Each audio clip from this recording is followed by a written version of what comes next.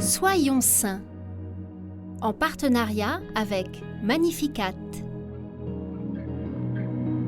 Nous souhaitons une bonne fête aux Adélaïde, Alice, Alicia, Heidi, Évrard et Alizé. Nous fêtons aujourd'hui le bienheureux Jean Vauthier. Jean est né à Fourmies, dans le Nord, en 1926. Il rejoint le noviciat des missionnaires Oblats de Marie Immaculée de Pontmain.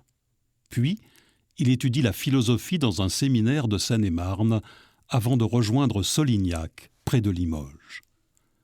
Ce jeune homme robuste, au caractère bien trempé, fait son service militaire en 1947 en Afrique du Nord comme élève officier parachutiste.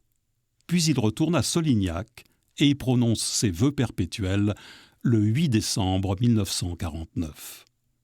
Ordonné prêtre le 17 février 1952, il reçoit comme terre de mission le Laos, où les Oblats sont ancrés depuis 1935. Il y parvient le 26 octobre 1952.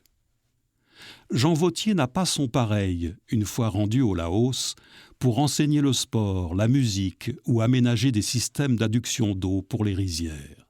Il est aussi infirmier, linguiste, catéchiste, sans oublier d'être prêtre. Il œuvre à la mission durant 15 ans, principalement au service du peuple Khmou, réfugié dans les montagnes à cause de la guerre. Il s'agit d'une ethnie minoritaire et méprisée dans les montagnes. Dans la nuit du 16 au 17 décembre 1967, il est assassiné à bout portant, au village de Banna, victime du ressentiment d'une ethnie voisine des Khmous, qu'il avait contrainte à la justice dans le partage du riz. Il s'était en effet efforcé de rétablir équitablement l'aide humanitaire apportée en pleine guérilla.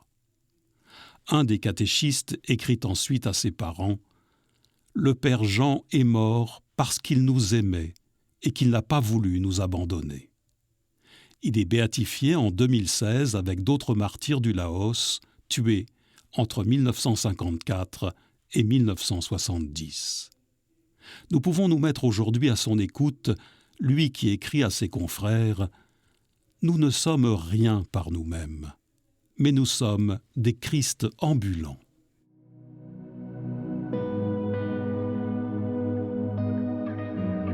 Seigneur, à la suite du bienheureux Jean Vauthier, donne-nous la grâce de devenir à notre tour des Christ ambulants.